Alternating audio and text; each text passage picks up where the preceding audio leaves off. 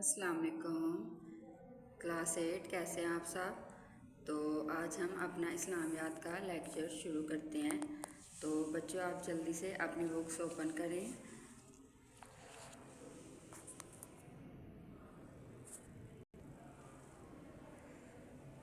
تو کل ہم نے کیا کیا تھا؟ ہمارا عنوان ہے عقیدہ توحید۔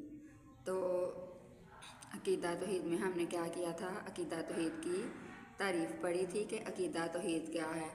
عقیدہ توحید ہے اللہ تعالیٰ کو ایک ماننا اور اسی سے اپنی ساری حاجات مانگنا اور اللہ تعالیٰ کی عبادت کرنا، اس کے سوا کسی اور کی عبادت نہ کرنا اور اس کے ساتھ کسی کو شریک نہ ٹھہرانا۔ تو ہم نے عقیدہ توحید کی اقسام بھی پڑھی تھی اور پھر اس کے بعد ہم نے شرک کی اقسام پڑھی تھی۔ عقیدہ توحید کی بھی 3 اقسام ہیں اور شرک کی بھی 3 اقسام تھیں۔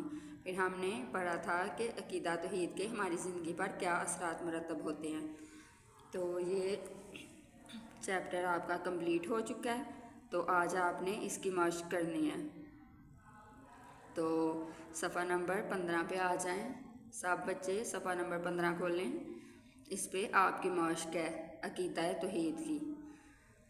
تو ادھر ہے سوال نمبر 1، درست جواب کا انتخاب کریں۔ تو نمبر 1 پہ ہے توحید کا لغوی معنی کیا ہے؟ تو ادھر ہمیں آپشن دیے ہوئے ہیں۔ الف ہے ایک ماننا، ب اطاعت کرنا، جیم حصہ دار ٹھہرانا، دال برابری کرنا۔ تو اس کا درست آپشن کیا ہے؟ بار بار آپ نے پڑھا ہے ایک ماننا۔ توحید کا معنی ہے ایک ماننا۔ نمبر 2 پہ ہے اللہ تعالیٰ کو ہر چیز کا خالق، مالک اور رازق ماننا کہلاتا ہے۔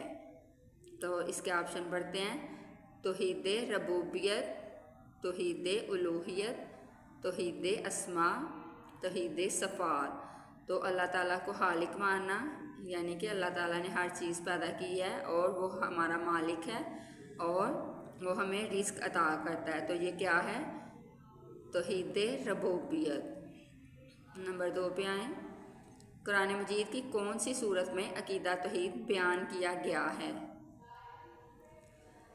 الکوثر، الاخلاص، الفلق، الناس۔ تو سورۃ اخلاص میں عقیدہ توحید کے بارے میں بیان کیا گیا ہے۔ یہ پوری سورت اللہ تعالیٰ کے اوپر ہے کہ اس میں اللہ تعالیٰ کی صفات بیان کی گئی ہیں۔ نمبر 4 پہ شرک کا لغوی معنی کیا ہے؟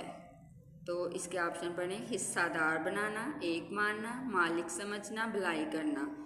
تو شرک کا معنی ہوتا ہے کہ اس کے ساتھ کسی اور کو حصہ دار بنانا، یعنی کہ اللہ تعالیٰ عبادت کے لائق ہے تو اس کے علاوہ کسی کی اگر ہم عبادت کریں تو ہم کیا کر رہے ہیں؟ ہم شرک کر رہے ہیں، تو یہ گناہ ہے۔ لم یلد ولم یولد میں نفی کی گئی ہے، یعنی کہ کس چیز سے منع کیا گیا ہے؟ لم یلد کہ وہ نہ کسی کی اولاد ہے، ولم یولد اور نہ وہ کسی کا باپ ہے۔ تو اس میں کس چیز کی نفی کی گئی ہے؟ ذات میں شرک کی، صفات میں شرک کی، الوہیت میں شرک کی، اسماء میں شرک کی۔ تو اس میں ذات میں شرک کی نفی کی گئی ہے۔ نیچے آ جائیں، سوال نمبر 2، مختصر جواب دیں۔ تو مختصر سوال نمبر 1 ہے، شرک کا مفہوم بیان کریں۔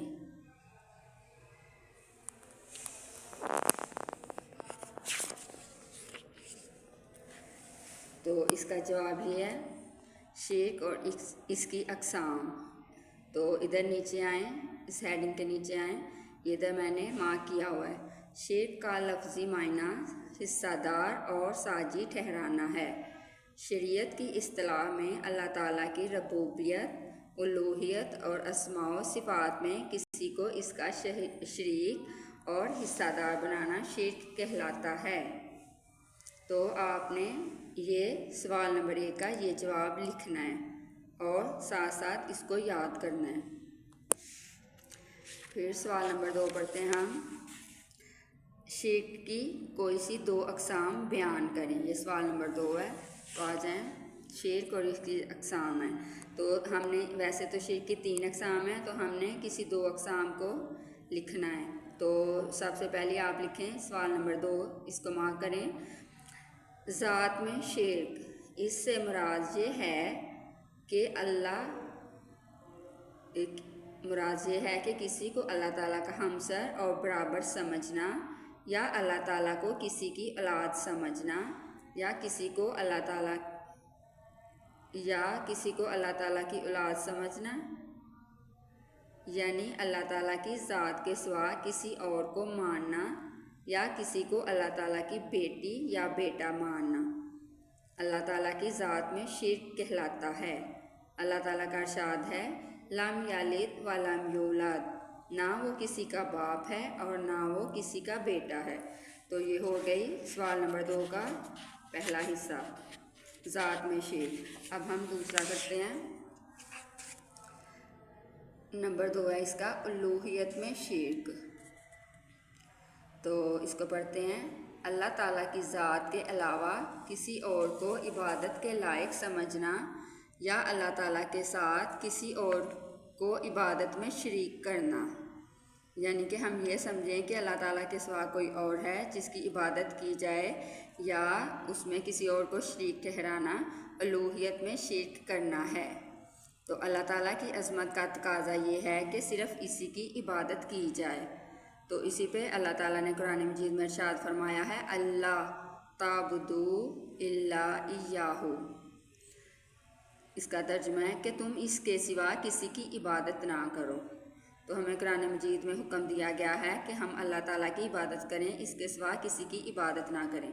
ये सवाल नंबर 2 भी आपका हो चुका है, आप मार्क करें। नेक्स्ट आ जाएं आप सवाल नंबर 3 की तरफ। अकीदा तौहीद के कोई से 2 असरात लिखें। ये सवाल नंबर 3 है कि अकीदा तौहीद के हमारी ज़िंदगी पर क्या असरात मुरतब होते हैं। तो वैसे तो ये ज़्यादा हैं, तो आपने सिर्फ 2 लिखने हैं। तो नंबर 1 पे लिखें, अकीदा तौहीद को मानने वाला शख्स गैरतमंद और बहादुर होता है, क्योंकि इसे यकीन होता है कि तमाम कुव्वतों का मालिक अल्लाह ताला है। वो सिर्फ़ और सिर्फ इसी के सामने झुकता है और सिर्फ इसी से डरता है। नंबर 2 है, अकीदा तौहीद पर ईमान रखने से इंसान में अज़्ज़ो इंकिसार पैदा होता है। वो समझता है कि इसके पास जो कुछ है वो अल्लाह ताला का अता करदा है, लिहाजा बंदे के लिए तकब्बर और गुरूर की कोई गुंजाइश नहीं। तो जब इंसान अल्लाह ताला को एक मान लेता है, इसकी इबादत उसको इस बात का यकीन होता है कि अल्लाह ताला के सिवा कोई नहीं है जो हमें ये सारा कुछ अता करेगा, तो वो सिर्फ़ और सिर्फ उसी के सामने झुकता है, और ना उसमें कोई गुरूर और तकब्बर होता है, ना वो खुद को किसी दूसरे से बढ़तर समझता है। वो आगे आ जाएं सवाल नंबर 3 की तरफ, यानी तफसीली जवाब दें। तो ये तफसीली सवाल लिखने हैं आपने। अकीदा तौहीद पर जामिया नोट तहरीर करें। तो आ जाएं हम इसका जवाब लिखते हैं। ये पेज नंबर 12 पे आए आप लोग। तो इधर शुरू में इधर यह आपको मार्क किया हुआ नज़र आ रहा है। तो ये तफसीली सवाल है आपका। तौहीद के लग़वी मायने एक मानना और यकता जानना के हैं। शरीयत की इस्तिलाह में अल्लाह ताला को इसकी ज़ात व सिफ़ात और जुमला औसाफ और कमालात में यकता और बेमिसल मानना और इसके तकाज़ों के मुताबिक अमल करना तौहीद कहलाता है। तमाम कायनात अल्लाह ताला की मखलूक है और इसी के हुक्म के मुताबिक चल रही है। कायनात में इसके सिवा कोई माबूद नहीं है। वो तमाम ऐबों से पाक है और तमाम कमालात का मालिक है। वो अकेला ही इबादत के लायक है। वो अपनी ज़ात व सिफ़ात और अफ़ाल में वहदहू ला शरीका लहू है। इस्लामी अकायद में सबसे पहले अकीदा तौहीद है। अकीदा तौहीद हज़रत आदम अलैहिस्सलाम से लेकर नबी करीम सल्लल्लाहु अलैहि वसल्लम तक इस दुनिया में जितने भी अंबिया कराम तशरीफ़ लाए, उन्होंने अल्लाह ताला के वाहिद व यकता होने की तबलीग की। कोई शख्स अकीदा तौहीद और अल्लाह ताला की वहदानियत का इकरार किए बगैर दायरा इस्लाम में दाखिल नहीं हो सकता। तो ये शर्त है कि जब तक हम अल्लाह ताला की तौहीद का इकरार नहीं करेंगे, हम दायरा इस्लाम में दाखिल नहीं हो सकते। तो कुरान मजीद में अकीदा तौहीद पर बहुत ज़्यादा ज़ोर दिया गया है। कुरान मजीद की एक सूरत का नाम الاخلاص اور توحید ہے، جس میں اللہ تعالیٰ کی وحدانیت کو بیان کیا گیا ہے۔ یہ سورۃ طرز ذیل ہے، تو یہ سورۃ اخلاص ہے، تو اس کا ترجمہ ہے: اے نبی آپ فرما دیجئے کہ وہ اللہ ایک ہی ہے، اللہ بے نیاز ہے، نہ وہ کسی کا باپ ہے اور نہ وہ کسی کا بیٹا ہے اور نہ کوئی اس کے برابر ہے۔ تو یہ آپ کے تفصیلی سوال کا جواب ہے۔ عقیدہ توحید کو تمام امور دین پر اہمیت اور اولویت حاصل ہے۔ عقیدہ توحید کے بغیر کوئی عبادت اور عمل قبول نہیں ہوتا۔ اللہ تعالیٰ کا بندوں پر اہم ترین حق اس کی وحدانیت پر ایمان رکھنا ہے۔ جو شخص عقیدہ توحید اختیار کر لیتا ہے، اللہ تعالیٰ اسے جہنم کی آگ سے نجات فرمائیں گے۔ یہ ادھر تک ہے، صفحہ نمبر 12 سے لے کے شروع سے آپ نے سٹارٹ کرنا ہے۔ یہ ادھر یہ پورا پیج ہے اور صفحہ نمبر 13 کے شروع تک فرمائیں گے، ادھر تک ہے آپ کا تفصیلی سوال۔ اوکے کلاس، تو یہ آپ کے میں نے سوالات آپ کو مارک کروا دیے ہیں، تو یہ آپ نے 3 مختصر سوالات جو ہیں یہ بھی یاد کرنے ہیں اور تفصیلی سوال بھی یاد کرنے ہیں۔ اللہ حافظ۔